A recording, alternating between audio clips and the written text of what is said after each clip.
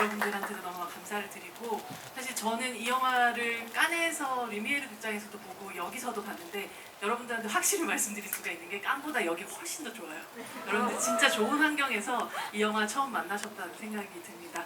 영화 보시고 굉장한 궁금함 같은 것들 갖고 계실 테고, 뭐 또 특별한 인연을 또 갖고 있는 황도열 감독님과 이정재 감독님 두 분 모시고 그 어디에서도 듣지 못할 이야기 함께 나눠보도록 하겠습니다. 큰 박수 부탁드립니다.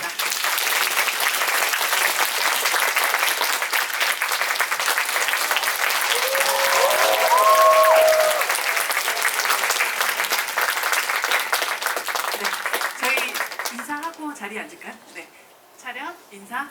반갑습니다. 두 분이 오늘 하와이안 커플 같은. 먼저 황도열 감독님, 오랜만에 또 관객분들을 만나서 이렇게 이야기를 하는 시간 되게 오랜만일 것 같은데요. 인사 한번 부탁드립니다. 예, 안녕하세요. 정재 배우님과 오징어 게임을 같이 했던 황동혁입니다. 반갑습니다. 네, 안녕하세요. 이정재입니다. 찾아주셔서 진심으로 감사드립니다. 두 분이 함께한 뭐 여러분들 모두 다 잘 알고 계시는 오징어 게임이라는 작품이 앞으로는 사실 또 그 에미상에 벌써 또 14개 부분의 후보로 오른 쾌거를 기록하고 있는데요. 분명히 어떻게 보면 오늘 이렇게 지원 사격을 위해서 이렇게 함께 해주시게 된 셈이잖아요. 어떻게 보면 이정재 이정재 배우님에게서 또 약간 은혜를 또 갚는 그런 시간이 아닐까라는 생각인데, 어떻게 오늘도 함께하게 되셨는지 궁금합니다.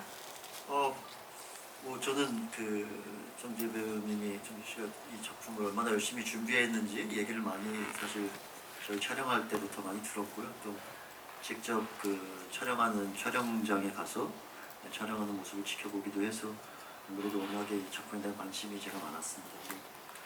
또 얼마 전에 VIP 시사회를 그저께 했는데 영화를 보고 정말 진짜 뭐야 이거? 막 이런 생각이 들 정도로 영화가 재밌었어서 되게 좋은 홍보 행사가 있다고 해서 참여하게 됐습니다. 네. 사실 영화 황 감독님께서도 얘기하셨지만 이 영화를 준비하는 과정 속에서 가장 자주 만난 동료 감독이 황도열 감독이었을 것 같아요. 이정재 감독님. 네, 맞습니다. 네. 그때 오징어 게임 출연 제의를 받았고 또 미팅을 하고 또 준비를 하고 촬영을 하고 네, 그래서 가장 많이 뵀었던 감독님이시고, 그리고 또 이제 오징어 게임 이제 오픈됐을 때는 이제 저는 부산에서 촬영 중이었는데 부산에서 막 뉴스가 뭐 어느 나라에서 1등했다, 어느 나라에서 1등했다, 또 작년 어느 9월 나라에서 이후로 막 1등 터졌던 했다, 그런 뉴스들이 이 많았죠. 뉴스들을 이제 이 헌트를 이제 부산에서 찍으면서 이제 그때 접하게 됐는데 이게 무슨 일인가, 이게 진짜 뉴스인가 싶을 정도로 그래서 이 헌트의 현장에 있던 모든 스태프분들이 막 축하해 주시고 뭐 저도 빨리 들어가서 볼게요 막 그랬었던 기억이 나네요. 사실 동료, 만약에 배우로서 이제 그냥 같은 감독님을 뵈면 그냥 다른 작품을 찍고 있으면 거기에 대한 질문들을 하기가 좀 어렵잖아요. 근데 오히려 동료 감독으로서 그 비슷한 시기에 촬영을 하고 있고 여기는 이제 이미 다 찍어놓은 영화의 홍보를 함께 하고 있는 그런 상황에서 뭐 약간 감독 대 감독으로서 많은 질문들이 좀 오고 가고, 혹은 조언들이나 혹은 도움을 요청하는 부분들이나 이런 것들이 좀 있으셨나요? 실질적으로 제가 어떤 질문을 하면서 이럴 때는 어떻게 좀 해야 될까요? 라는 질문은 많이는 못 드렸고요. 오히려 오징어 게임의 그 대본을 많이 더 보게 됐던 이유가, 물론 당연히 이제 연기를 해야 되니까 작품의 이해를 더 제가 더 높여야 되니까 많이 봤지만은, 또 한편으로는 아니 어떻게 대본을 이렇게 잘 쓰셨지? 그게 더 새삼스럽게 보이시던가요? 네네, 너무 간결하고, 그리고 또 대사에서 주는 그 느낌과 뭐 여러 여러 가지 표현들과 감정과 이런 것들이 너무나도 잘 써놓으셔서 이제 오징어 게임의 성기훈으로 대본을 볼 때와 헌트에서 어떻게 이런 문체는 좀 따라할 수 없을까 하면서 또 열심히 들여봤던 그런 기억이 있습니다. 선배님의 약간 학습 노트 같은 걸 네네네네. 미리 좀 훔쳐보는 그런 느낌이셨겠네요. 저를 데려가시진 않았는데 저희 조감독을 데려가셨어요. 오징어 게임 끝나고 저희 조감독을 스카우트하셔서 헌트의 조감독을 많이 해주더라고요. 네, 맞습니다. 감독님 빼갈 수 없으니까 비기를 훔쳐온 셈이겠네요. 네. 사실 그렇게 만약 꽁꽁 좀 뭐 질문을 그렇게 많이 드리지 않고 뭐 했다면 황동혁 감독님은 오히려 영화를 딱 보자마자 굉장히 아까도 와 하면서 보셨다고 하셨지만 정말 구체적으로 어떤 면에서 더욱더 놀라운 부분들을 발견하셨는지가 궁금합니다. 아니 뭐 다들 보셔서 알겠지만 뭐 이게 배우가 감독을 했다 뭐 이런 것들을 생각할 수 없게 만들잖아요. 그쵸. 그냥 말 그대로 하나의 멋진 액션 작품이 나와서 이제 사실 보는 동안에 솔직히 처음 들어갈 때는 그래 뭐 네가 얼마나 만들었지 한번 보자 뭐 이런 마음으로 들어갔다가 정신없이 정말 그냥 저 극장에 휴일에 나가서 즐기는 영화처럼 정신없이 빠져서 2시간여를 후딱 지나갔던 것 같아요. 그래서 다 보고 나서 야 이게 뭐지? 저한테는 막 이렇게 좀 걱정되는 얘기도 그랬어요? 많이 하셨거든요. 힘들다. 근데 이게 엄청난 엄살이었구나 하는 생각이 다 보고 나서 들었습니다. 일단 뭐 기본적으로 배우를 또 하면서 동시에 연출을 한다는 건 저는 사실 상상하기 어렵거든요. 근데 그걸 이 양쪽을 다 뭐 배우로서도 작품에서 너무나 진짜 집중력 있고 멋진 모습을 보여주시고 또 감독으로서 전체 작품을 컨트롤하고 끌어가는 능력도 다 보여주셔서 사실 생각할 수 없는 약간 어나더 레벨의 모습을 이 작품이 진짜 보여주신 것 같아요. 너무 정신없이 봤습니다 작품. 돌이켜보니까 약간 질투난다라고 생각되는 장면들도 있나요? 사실 저는 이렇게 본격 액션 영화를 찍어본 적이 없어서 액션 장면들이 다 정말 놀라웠는데 특히 진짜 이 해외에 제가 한 번도 안 간 걸로 알고 있거든요 이 작품이. 근데 뭐 워싱턴 DC, 도쿄, 방콕 제가 심지어 그 방콕 촬영 현장과 그 워싱턴 DC 현장에 가봤거든요. 비행기 한 번 안 타고 가셨죠? 예, 근데 보는데 잠깐 잊어버렸어요. 여기가 거기라는 사실을. 그 정도로 진짜 뭐 그 해외 로케를 국내에서 멋지게 액션을 다 담아서 구현해내셨고 특히 동경 액션 장면 같은 경우는 진짜 손에 땀을 쥐면서 저는 진짜 동경에 가셨나 하는 생각이 들 정도로 너무너무 실감나게 찍으셨고 이게 되게 숨돌림 없이 숨쉴 틈 없이 몰아치는 액션이잖아요. 근데 네.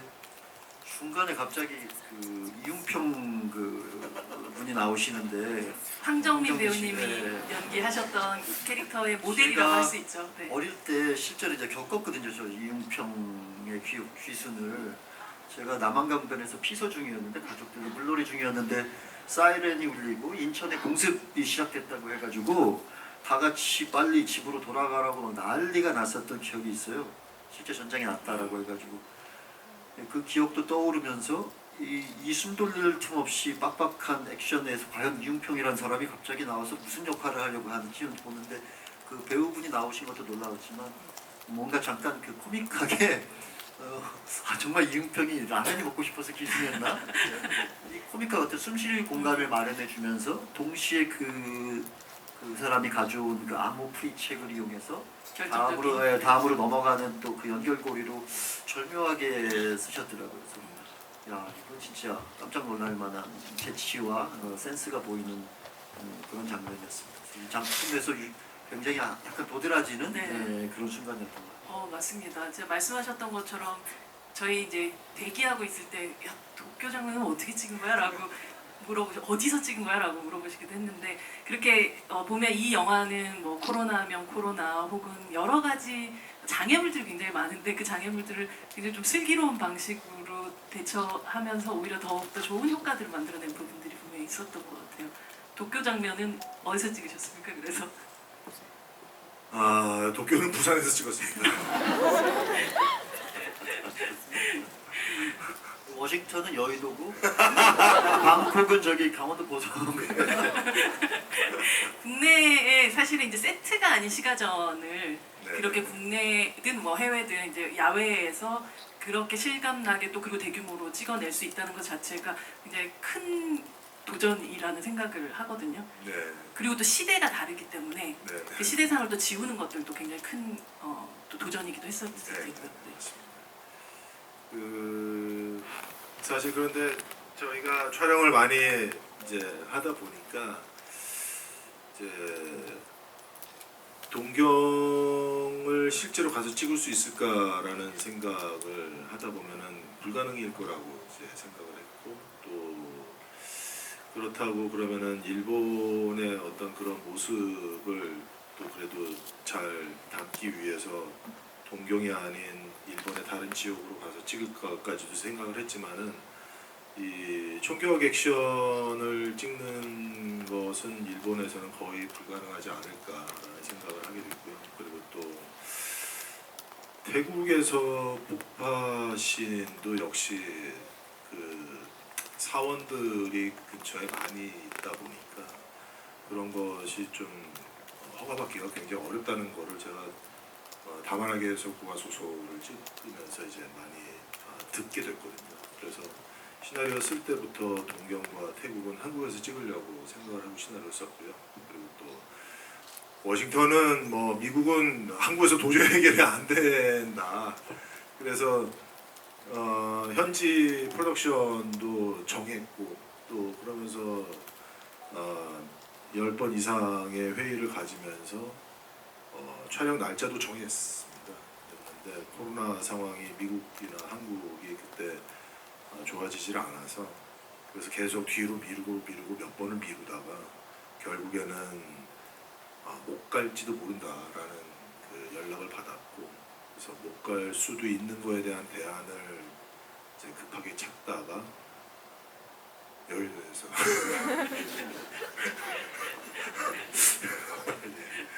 죄송합니다.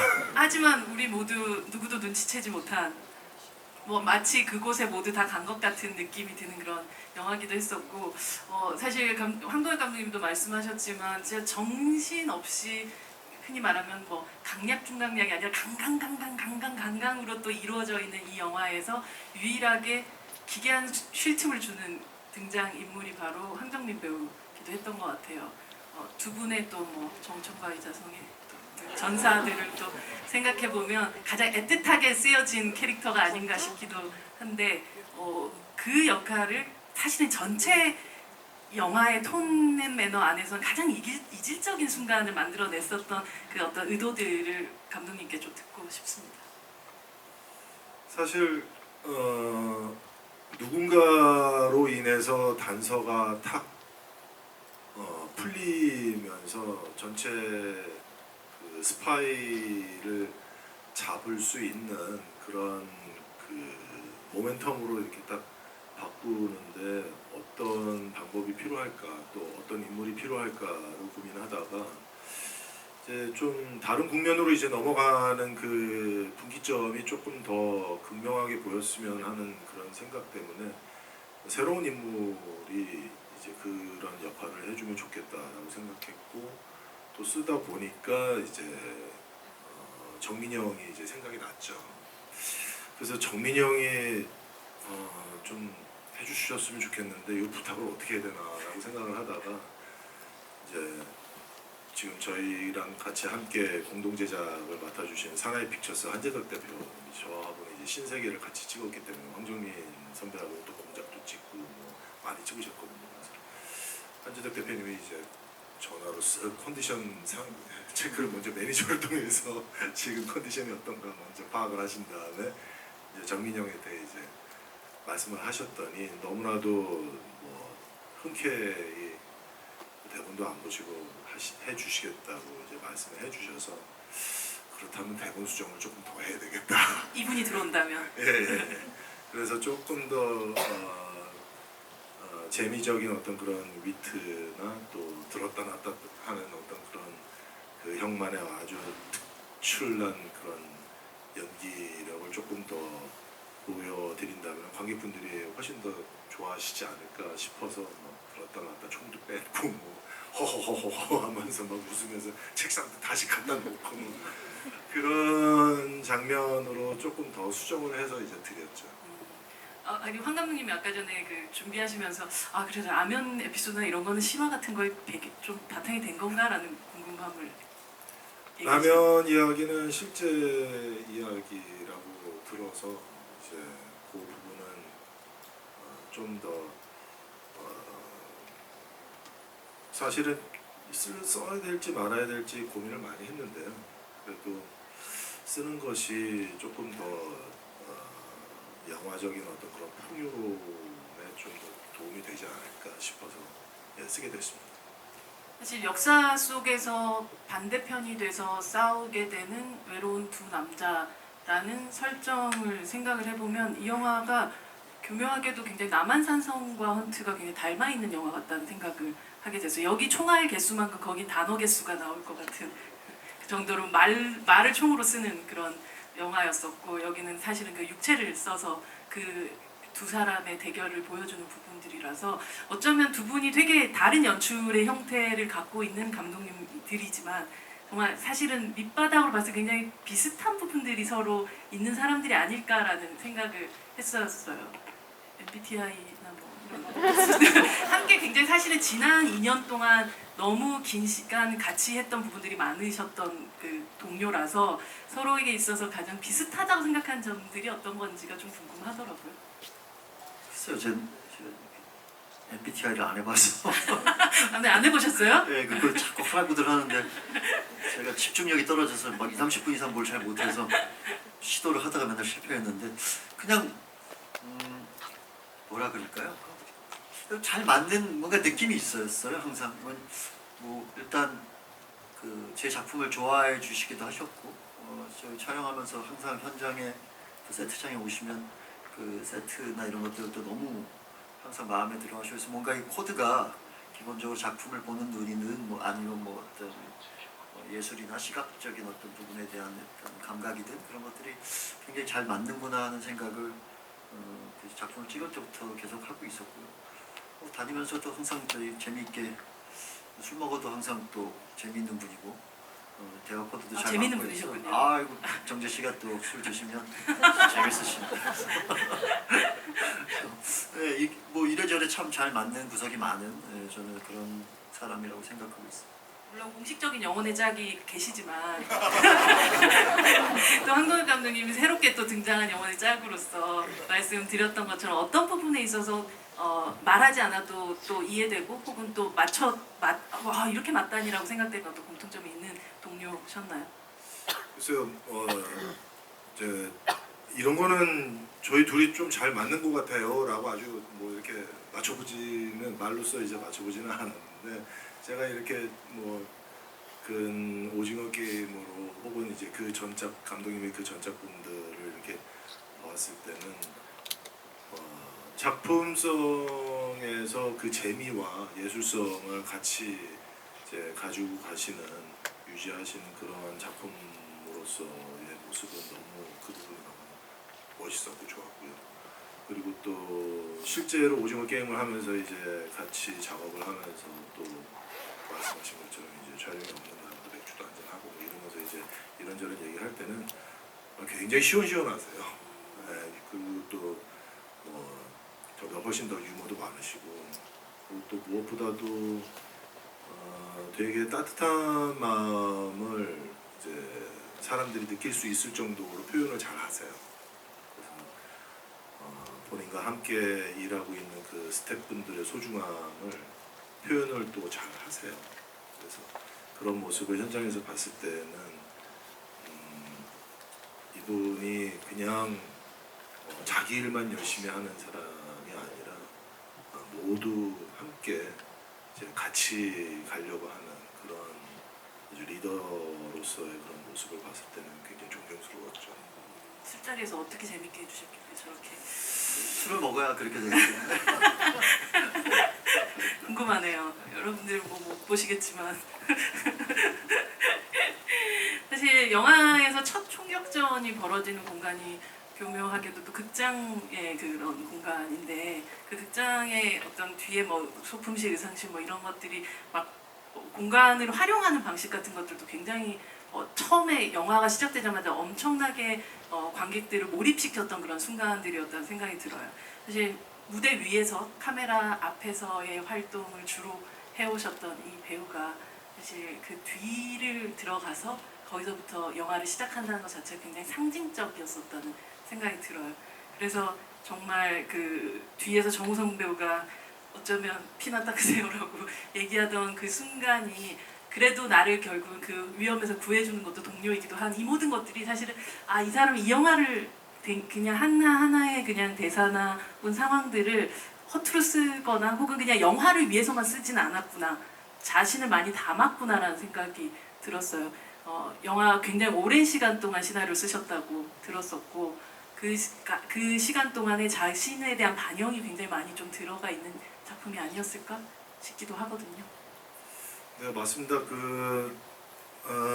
시나리오를 쓰면서 역시 제가 좋아하는 혹은 제가 원하는 그런 감성과 취향이 들어갈 수밖에 없겠죠. 왜냐하면 제 마음에 안 들면 그 다음 페이지로 넘어가지를 못하니까요. 근데 이제 주제면에서 이제 좀 여러 가지 주제를 놓고서 어떤 주제를 이 영화에 잘 녹여야 될까라는 그 고민이 제일 길었고요. 그리고 주제를 잡으면서 이제 쓰기 시작할 때는 정도를 맡으신 우성 씨나 또 제가 해야 하는 어떤 그 평호의 어떤 그 목적성이 훨씬 더 강화되어야 된다. 또 혹은 또 이 스파이 장르물이라는 어떤 그런 또 특수성까지도 이제 고려를 한다면은 조금 더 복합적인 내면과 조금 더 복합적인 의미가 보여지면은 좀 더 풍성해 보이지 않을까라는 생각을 많이 했습니다. 사실 여러분들이 오늘 거의 뭐 이탈하시는 분 없을 정도로 처음에 예매하신 이후로 다 여기 계시다고 또 들었거든요. 여러분들 질문을 좀 받으면서 저도 사이사이에 질문 좀 이어가도록 하겠습니다. 제가 질문 하나 네, 던지시죠. 네, 1번으로 제가 관객 1번. 아니, 제가 이거 보고 나서 곰곰이 생각해보다가 든 생각인데 정도와 평호잖아요, 이름이. 예. 근데 생각을 해보면 그 정우성 씨가 한 정도라는 역할은 군인으로서 정도를 거리는 사람이잖아요. 그리고 평호는 전쟁에 반대하는 평화주의자란 말이에요. 그래서 혹시 그 1인들의 혹시 그런 생각을 하고 지으신 건지 궁금했습니다. 모든 사람들이 4, 5, 6 무슨 의미냐고 막 계속 묻고 막 이런 것 때문에 어떻게 그거는 사실상 제가 판권을 처음에 구입했을 때 남산이라는 시나리오 초보에 설정되어 있는 이름인데요. 그래서 상당 부분이 많은 부분이 이제 바뀌면서 이름마저도 이제 바꾸려고 했습니다. 근데 공교롭게도 정도가 제가 정도 인물을 많이 바꾸면서 그 바뀐 인물과 굉장히 좀 잘 어울리는 이름이었고 평호 역시도 마찬가지여서 그래서 유지하게 됐습니다. 진짜 정우성 배우 하면 그 정도라는 것이 되게 어울리는 그 정의, 정도 뭐 이런 표현들 같은 것들이 항상 따라붙는 그런 배우니까 사실 감독님 그런 질문을 하실 만한 그런 장면이었던 것 같습니다. 네. 감독님 또 궁금한 거 없으세요? 궁금한 거 하나는 이건 뭐 개인적인 질문인데 뭐 술자리에서 해도 되는 얘기인데 마지막에 그 총성은 어떤 의미인가요? 이렇게 다들 또 궁금해하실 것 네. 같아요. 마지막 총성 두 발은 그 유정이 북한 공작원들을 쏘는 총성이었습니다. 이렇게 클리어하게 얘기를 해주시는군요. 여러분들의 뭐 상상에 맡기겠습니다. 이런 거 없으신 역시 이 영화의 톤앤 매너하고 감독님의 어떤 스타일이 딱 맞아떨어진다는 생각이 듭니다. 진짜. 네. 여러분들에게 질문하시는 분들에게 정도의 그 군번줄 그리고 사인 포스터가 선물로 가게 됩니다. 손을 들시기 전에 정말 질문이 나에게 있는가에 대한 고민들을 하시고 그냥 일단 내가 걸려보자라는 생각보다 정말 질문 있으신 분만 손을 들어주시기 바랍니다. 네, 손 드신 분에게 지천명 월드스타 효자 이정재님께 가겠습니다. 네. 여기 앞에서 세 번째 줄의 세 번째 네, 자리에 앉아 계신 분입니다. 아, 네. 감사합니다. 먼저 오늘 의상 굉장히 멋있으십니다. 아니 질문 드릴게요. 이 영화를 보면 이 시대상을 굉장히 잘 보여주고 있는 영화라고 생각을 하거든요. 근데 그 시대상을 구현하면서 이제 소품이나 의상 이런 걸 많이 신경을 쓰신 것 같은데 혹시 그 중에서 아 이거는 참 조달하기 힘들었다 하는 소품이나 뭐 의상이나 이런 게 있으셨는지 궁금합니다. 감사합니다. 스텝 회의 첫 회의 때 이제 많은 그 파트의 스태프들이 다 모여셨을 때 카메라 감독님하고는 첫 번째 대화가 뭐 어떤 거, 뭐 그다음 조명 감독님하고는 또 뭐 어떤 거. 근데 이제 미술 소품 팀과 첫 번째로 말씀드렸었던 게 이제 제가 자료를 좀 준비해서 이런 소품이 좀 필요합니다라고 얘기를 드리면서 사실 시대 그걸 찍을 때 제가 이제 다른 현장 제가 출연한 현장을 보면은 기억에 남는 게 이 장비나 이런 어떤 소품들이 다 옛날 거를 이제 보관하고 촬영하고 하다 보니까 상태가 이렇게 참 좋지가 않은 소품들이 이제 많이 있거든요. 그런데 정보부라는 곳이 굉장히 국가 예산을 제일 많이 쓰는 기관 중에 하나인데 저희 영화에서 날띠 낡은 소품이 등장하는 것은 조금 좀 맞지가 않는 것 같아서 상태가 최상으로 좋은 소품을 해외에서 혹은 국내에서 꼭 좀 시간을 갖고서 좀 구해달라라고 첫 번째 그 말씀이었어서 뭐 도청 장비라든가 혹은 뭐 닐테이프 장비라든가 또 여러 가지 소품들을 먼저 몇 개월 전서부터 해외나 국내나 다 알아보면서 또 해외에서 들어온 것들이 있고 국내에서는 또 박물관에서 또 가져온 것들도 있고 그리고 또 구하지 못하는 것은 똑같이 정말 또 제작도 해주셨고 그래서 정말 미술팀과 소품팀이 정말 고생 많이 해주셨죠. 가장 어렵게 구했고 가장 이 자리에 존재하는 것 자체가 너무 다행이었다 생각했었던 소품 같은 게 있으세요? 그 평호가 이제 자기 그 책장에서 그 비화기라고 하는 그런 그 전화기를 이제 꺼내서 연결을 해서 이제 전화를 하는 장면인데 그게 이제 국내에 있는 그런 그 전화기 박물관에서 빌려온 거고 그리고 또 이렇게 텔렉스라고 해서 이게 수신 전송할 수 있는 어떤 그런 큰 장비가 있는데 그런 것도 역시 이제 국내 박물관에서 이제 허락을 받고 이제 빌려왔었는데 상태가 너무 좋아서 그리고 작동도 너무 잘 되고 그래서 너무 신났죠. 진짜 근데 감독님들은 머릿속으로 상상하던 것들을 미술팀이나 스태프들이 그것들을 진짜 실제하게 만들어줬었을 때 그 굉장한 짜릿함 같은 게 있을 것 같아요. 네. 오징어 게임 같은 경우도 미술이 굉장히 중요했었던 그런 작품이기도 했었고 이 영화는 특히나 또 시대극이다 보니까 또 그리고 이정재 감독님이 만들어내고 싶어하는 어떤 미장센 안에서 미술이라는 건 너무 중요한 역할이었을 것 같은데 감독님 보시면, 그러니까 황 감독님 보시면서 감탄했던 어떤 장면들이나 미술 뭐 이런 어떤 씬들 같은 게 있으신지? 사실 이 80년대를 배경으로 한다는 게 사실 근대가 제일 어렵다고들 하죠.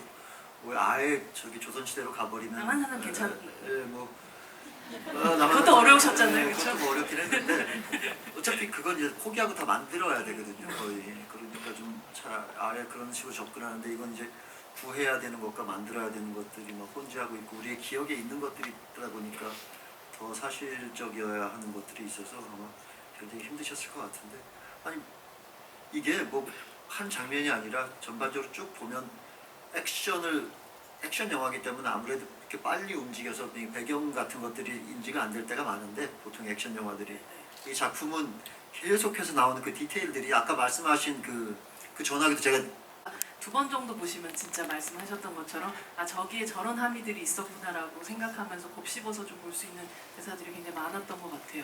네, 다음 네.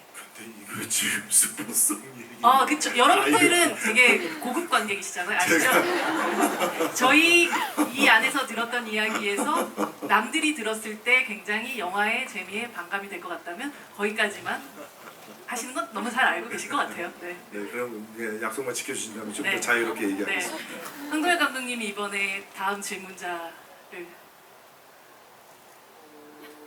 굉장히 어렵죠 이런 일이. 천만 감독이 정도 바라는 의미에서 천만 감독이 정도. 네. 저 이따가 나중에 뒤쪽으로도 갈게요. 네. 감사합니다. 네. 영화 너무 재밌어요. 천만 감독이 되실 것 같은가요? 당연하죠. 천만 감독이 되실 상이신가요? 지금 제가 2회차 관람을 했는데 박평우랑 김정도 캐릭터에 대해서 굉장히 매력을 느끼고 있거든요.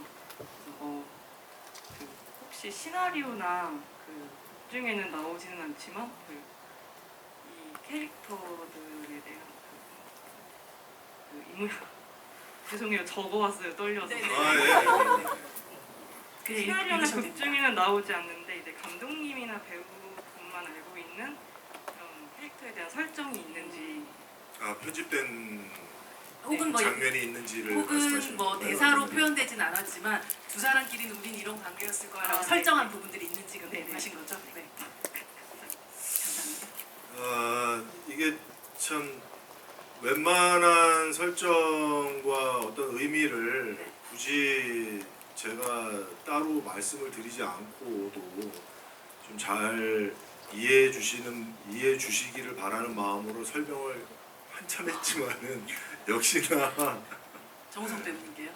아니 이제 뭐 정우성 씨, 우성 씨도 역시 마찬가지고 뭐 다 그랬지만은 사실상 영화 스피드가 워낙에 빠르고 또 내용이 이제 담겨져 있는 내용들이 좀 많다 보니까 조금 이제 전달을 조금 하는 데 있어서 조금 제가 좀 부족한 면이 있지 않았나 싶어서 좀 그런 면에서는 좀 죄송스럽게 생각하는데 이제 평우와 정도는 제가 생각했을 때는 같은 방향을 바라보고 또 같은 희망을 꿈꾸는 남자들이라고 저는 생각을 했고요.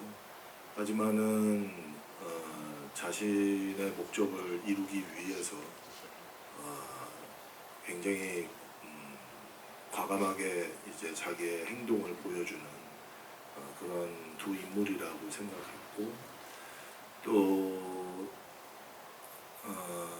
초반에 아주 격렬하게 부딪히는 장면서부터 시작을 해서 그리고 이제 조직 내 스파이를 잡는 데 있어서 서로를 지목하면서 또 더 격렬하게 이제 부딪히는 걸로 이제 매직 미러라고 이제 조사실 안에서 이제 거울을 사이에 두고서 이제 서로가 서로를 이제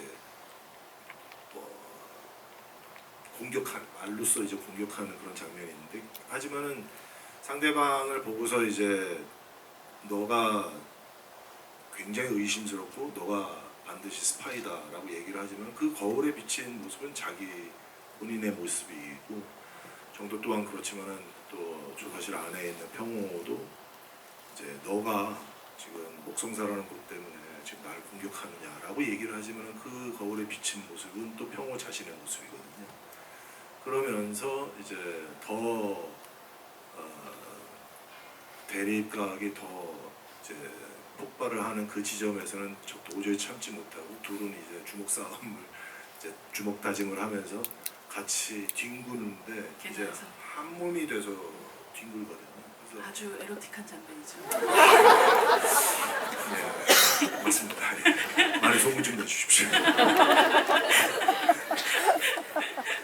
그러면서 이제 이 둘은 굉장히 다른 인물이지만 이제 한 몸이 되어서 이제 앞으로 계속 같이 함께 한다라는 암시를 이미지적으로 혹은 행동적으로 좀 보여드리고 싶었고 그리고 이제 맨 마지막에는 대규모 폭발과 함께 색깔과 성격이 다른 두 인물이 회색 먼지로 그냥 하나의 색깔로 그래서 역시 이 둘은 하나인 듯한 인물로 보여드리고 싶었었던 그런 개인적인 의미가 좀 있습니다.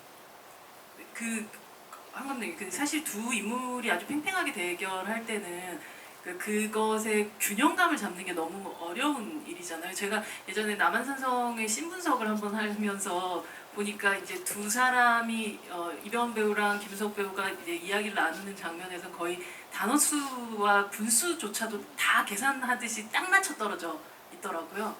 그런 면에서 이 영화에서 그 균형감을 만들어내는 이정재 감독님의 연출을 또 어떻게 보셨는지가 궁금합니다.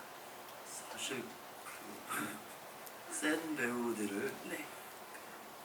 흔히 말하는 원탑을 하시는 분들을 영화에 동시에 캐스팅하려면 그렇죠, 그렇죠. 그 균형 감각은 어쩔 수 없이 그 필수적인 요소입니다. 되게 예민하시거든요.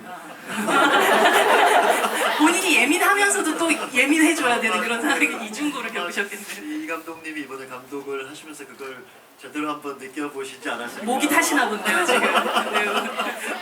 그래서 정말 본능적으로 그걸 좀 맞춰가게 되어 있을 수밖에 없더라고요.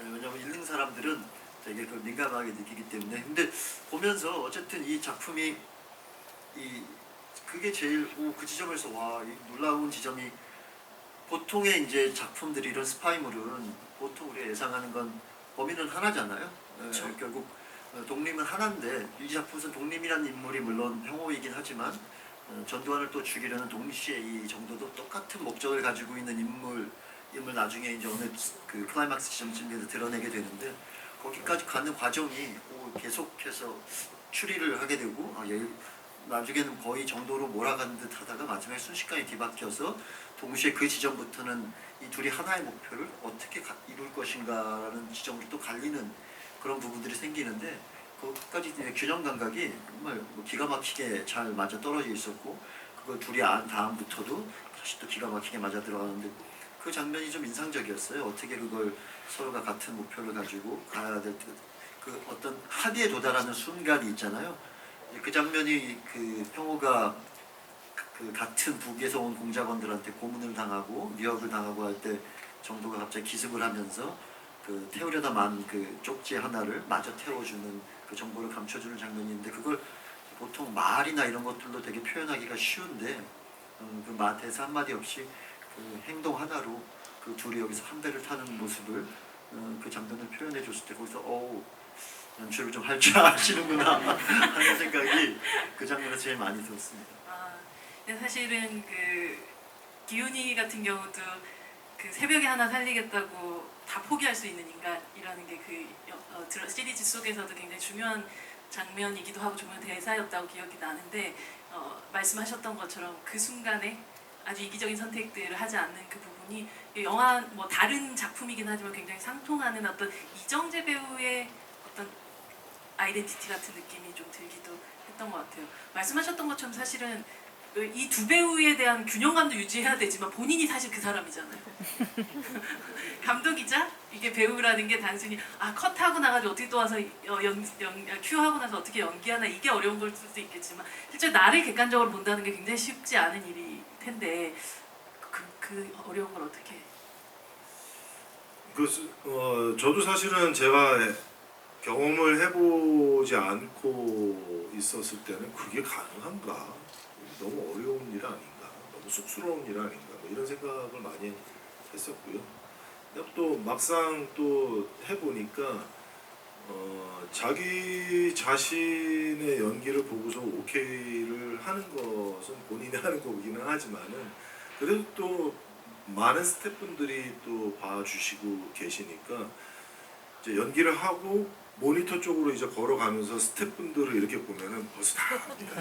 이게 오케이구나, 아니면 한 번 더 찍어야 되겠구나 하는 그 분위기를 너무 금방 알 수 있어요. 왜냐하면은 오케이 연기면은 제가 모니터 쪽으로 갈 때 모니터에 이제 스태프분들이 계세요 아직.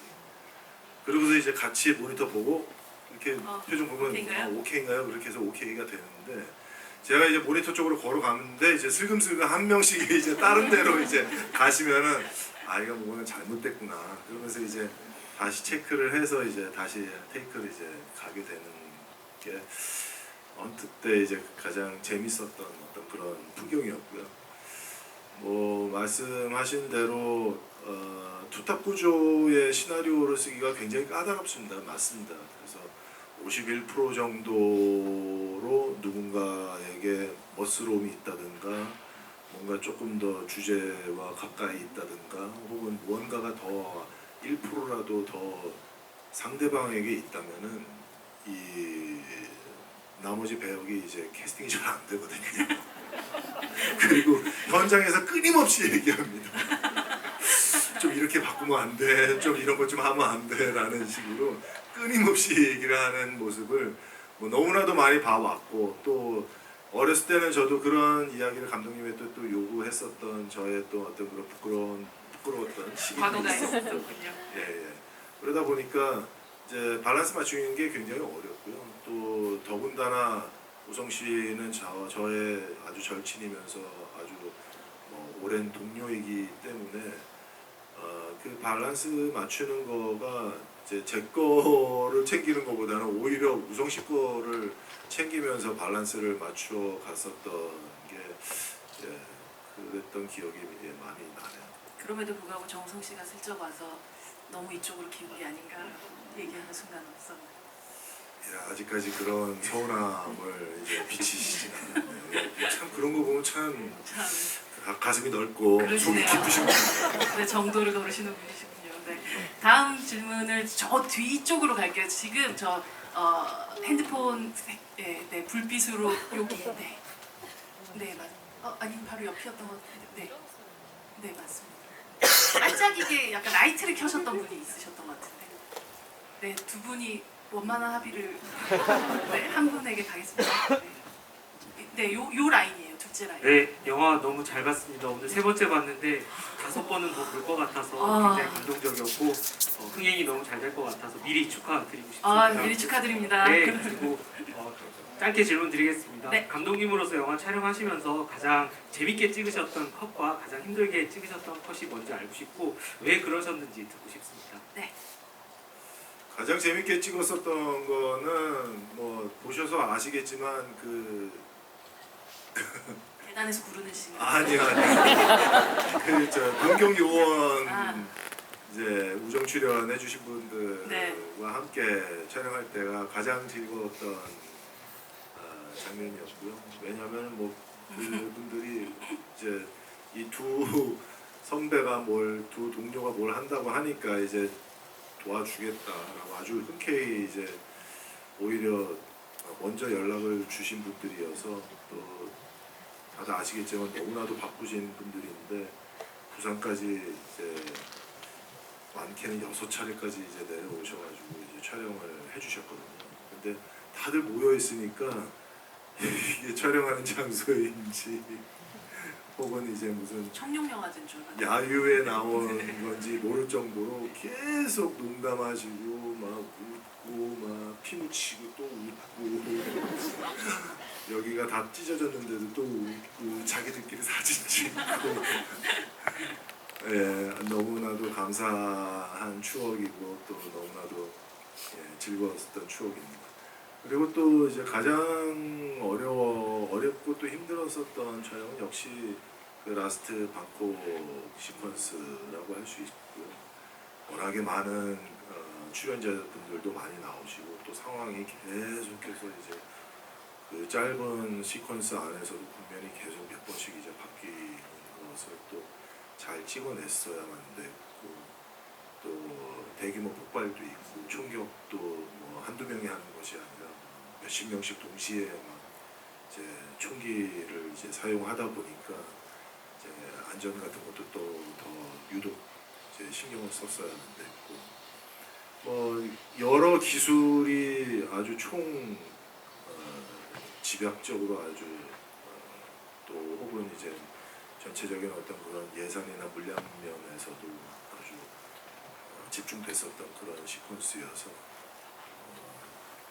그 시퀀스가 가장 어렵기도 하고 힘들기도 하고 그랬었던 장면입니다. 인질이 되지 말았어야지 뭐 이런 대사처럼 내가 왜 스스로 인질이 되었나 싶은 현장에서 내가 왜 연출을 하게 되었나 대해 후회가 막심하다라고 생각되는 순간들도 있으셨을 것 같아요. 네, 맞습니다. 그 좀 연출을 좀 해주십사 만났었던 또 부탁드렸었던 그 감독님들이 얼굴에 막 스쳐 지나가면서 참 많으셨더라고요. 네. 그 양반들 중에 한 명이라도 좀 해주셨으면 내가 이 고생은 안 하는 건데라는 생각이 수만 번도 더 들었죠. 예. 사실 마이파더 같은 경우가 감독님 첫 번째 작품이셨잖아요, 황 감독님의. 그러니까 사실 첫 영화를 찍는다는 거는 아직까지 경험하지 못했던 것들을 매번 새롭게 경험해야 되는 일이셨을 거예요. 그러니까 그 시기가 또 좀 떠오르기도 하셨지 않았을까 싶기도 하거든요. 뭐 저는 어쨌든 감독을 하려고 계속 준비를 해왔던 사람이고 또 하지만 현장 경험 같은 경우는 거의 한국에서 없었던 사람이고 그래서 더 떨리고 힘들었던 것 같아요. 첫 작품이. 그래도 또 정재 씨는 조금 다른 케이스. 현장 경험은 너무너무 많고 이미 뭐 영화 현장에서 베테랑 중에 베테랑이지만 또 전혀 안 해본 생소한 분야에 도전을 하시는 거였어서 뭔가 약간 비슷하면서 다른 그런 데뷔가 아니었을까 싶어요. 신인 감독은 힘들죠. 신인 감독이 제일 힘든 건 신뢰를 얻어야 되는데 배우와 스태프들로부터 감독으로서 사실 그 신뢰를 얻는 과정이 이제 되게 까다로운 거죠. 왜냐하면 저보다 다 이 분야에서 더 많은 시간들을 보내왔던 사람이 대부분이고, 그래서 얘가 어떻게 하나 보자 하라고 이렇게 눈에 쌍심지를 켜고 다들 오시기 때문에 그 처음에 한 달, 뭐 예를 들면 한 10회차 안에서 내가 과연 이들의 신뢰를 획득할 수 있는가? 그게 제일 두렵고 힘들었던 일인 것 같아요. 아마 뭐 어느 정도는 비슷한 느낌을 가지지 않으셨을까 싶어요, 감독으로서. 어떠셨어요? 네, 맞습니다. 되게 핸디캡 중에 하나가 연기자가 연출을 한다는 것에 대해서 이제 아주 좋은 사례가 뭐 많지가 않아서 그래서 이제 그런 부분이 모든 스태프분들 혹은 이제 배우분들까지도 이정재가 연출하는 것이 굉장히 리스키한 게 아닌가라는 생각들을 많이 하실 텐데 제가 그런 부분에 있어서 어떻게 하면 더 저분들이 불안해하는 저 마음을 무엇으로 제가 빨리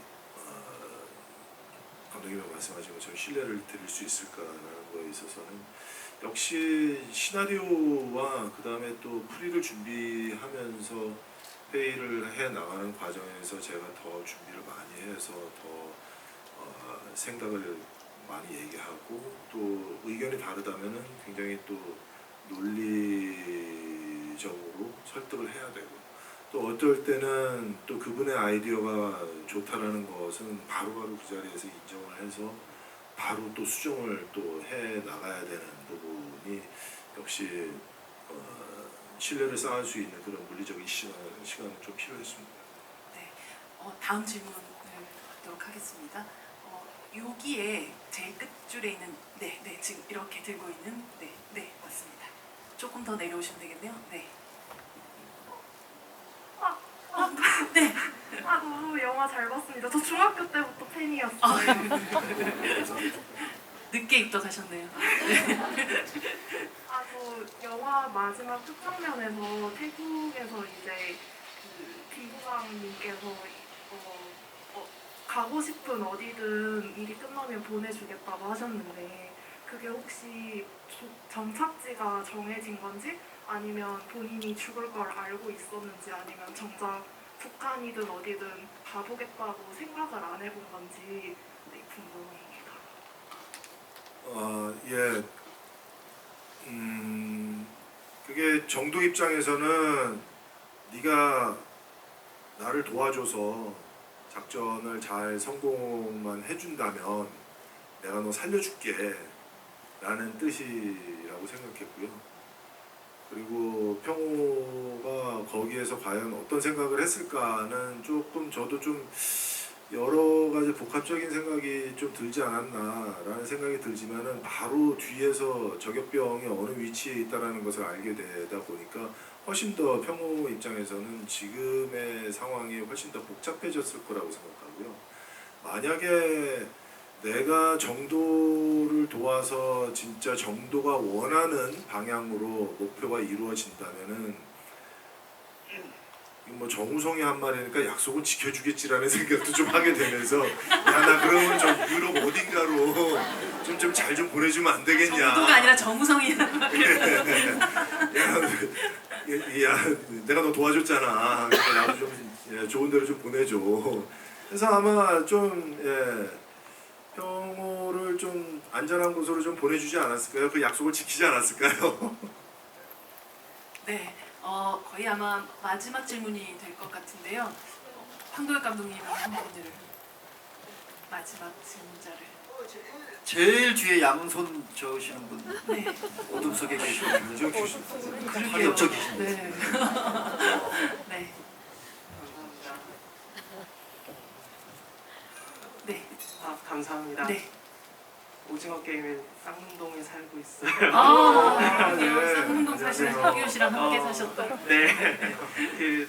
저는 이제 스파이 이제 간첩으로 지목되는 그 독림이랑 천보산이라는 그 단어가 좀 어떤 의미가 있는지에 대한 좀 궁금증이 있었어요. 이제 70년대 보면은 이제 동명님 사건이라고 해서 실제로 그 간첩 이제 사건이 있었던 걸로 저는 이제 기억을 하는데 혹시 그 독림이라는 그 단어 자체도 좀 그런 데서 어원이 온 건지 아니면 또 다른 의도가 있었는지 좀 그런 부분이 좀 궁금합니다.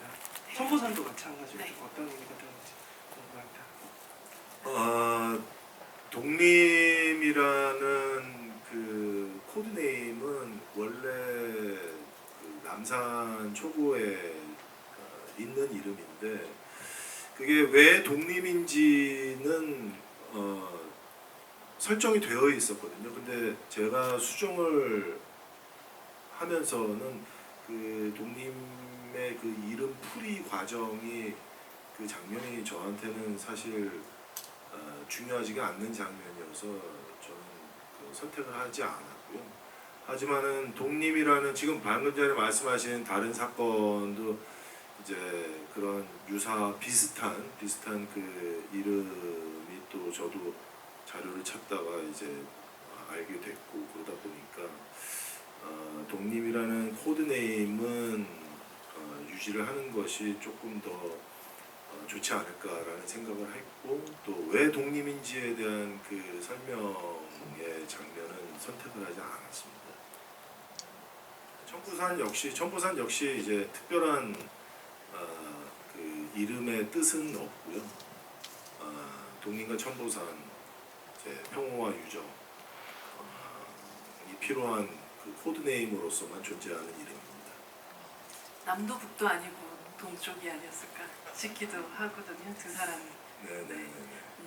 사실 이 영화 아까 캐스팅에 대한 이야기들도 많이 뭐 나오기도 했지만 약간 이 영화의 캐스팅을 보면 내일이 없는 감독이 찍은 어떤 선택이구나. 그냥 내가 두 번째 영화를 찍을 수 있을지 없을지 모르겠으니 내가 가지고 있는 모든 주변을 다 때려 박으리라 이런 느낌 같은 것도 사실 있어요. 근데 그건 모든 첫 번째 영화를 찍는 감독들의 동시에 두려움이기도 한 것 같거든요. 다시 찍으면서 혹은 준비하면서 나한테 다시 연출의 기회가 주어지지 않을 수도 있지 않을까라는 그런 두려움 같은 것들은 사실 없으셨는지 궁금해요. 뭐 지금 보니까 한 100편도 더 찍으실 것 같기도 하지만. 아니요 저는 연기를 더 열심히 할 거고요. 네.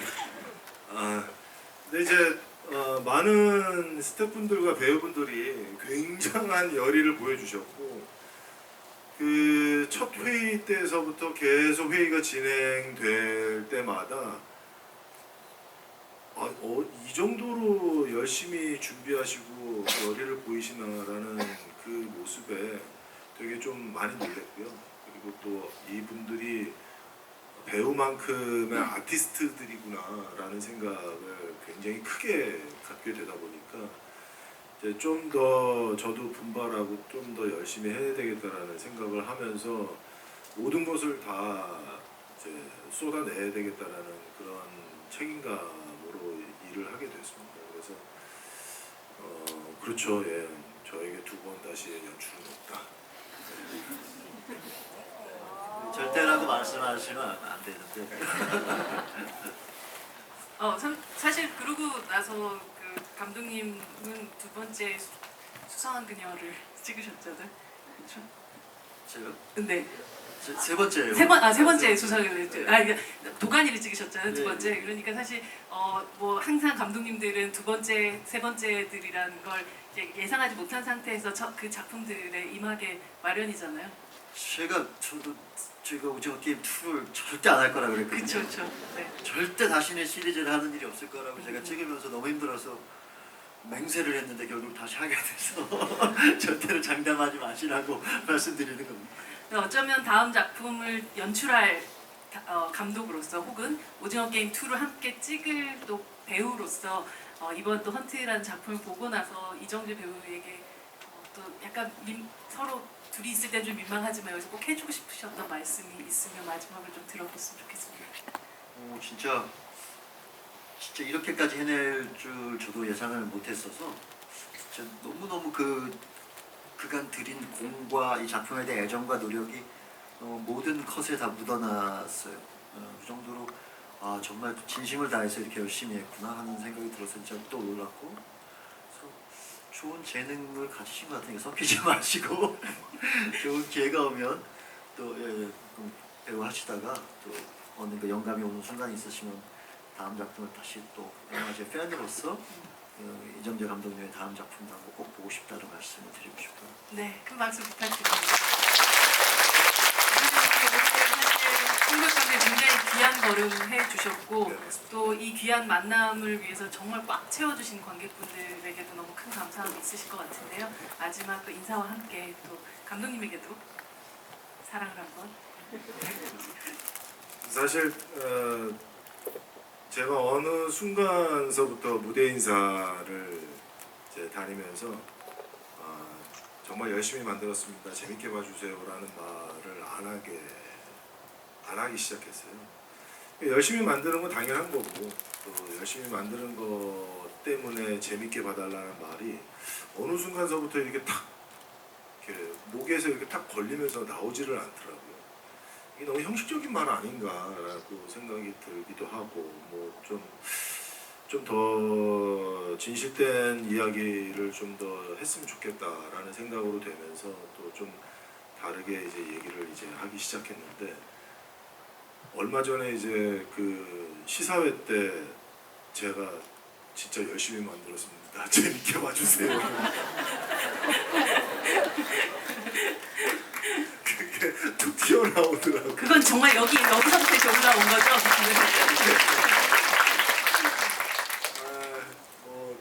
정말 많은 분들이 수고와 노력과 또 열의를 또 여기 이 영화에다가 다 쏟아 부으신 거를 제 눈으로 또 제 몸으로 다 느끼면서 봤기 때문에 제가 대신해서 말씀드리겠습니다. 진짜 정성을 담아서 찍어 만들었고 부디 재밌게 봐주셨기를 바랍니다. 감사합니다. 그리고 오늘 황정일 감독님 지금 열심히 오징어 게임도 쓰고 계신 집중해서 쓰시고 계셔야 하는 그 귀한 시간에 제가 뺏어서 이렇게 부탁을 드려서 나오시게 됐는데 너무 감사드립니다. 부디 재밌는 시나리오 기대하겠습니다. 최선을 다하고 있습니다. 너무 두 분의 또 다음 작품이 기대가 되고 또 사실은 이 헌트라는 작품을 또 보신 이후에 아마 또 황정일 감독님이 그리는 성경은 조금씩 또 톤이 또 달라지지 않을까라는 생각도 좀 들기도 해요. 예, 약간 그런 면이 좀 있는 것 같습니다. 시즌 2에서 보여준 성기훈의 모습이 이 작품에도 좀 있는 것 같아서 많이 또 첨조가 될 것 같아요. 네, 기대해 주시면 감사할 것 같습니다. 사실 헌트는 배우 출신치고 혹은 아니면 신인 감독임에도 불구하고 잘 만든 영화라는 생각보다 정말 베테랑 배우 출신답게 노련하고 또 신인 감독답게 과감하고 그리고 야심찬 그리고 기대 이상으로 사실 엄청난 작품이 탄생했다는 생각을 합니다. 여러분들 뭐 이번 3번 보신 분들도 계시고 앞으로 8번, 10번 더 보실 분들도 계시겠지만 오늘 말씀드렸던 대로 다른 분들의 관람에는 조금 피해가 안 될 정도의 선에서 그러나 이 야심찬 작품을 많이 또 즐길 수 있도록 또 많은 SNS니 뭐 이런 나올 수 있는 단초들을 많이 만들어 주셨으면 좋겠다는 생각이 듭니다. 오늘 함께 해주신 관객 여러분들 너무너무 감사드리고요. 강동혁 감독님 그리고 이정재 감독님에게도 큰 박수 같이 치면서 인사를 나가도록 하겠습니다. 감사합니다. 감사합니다.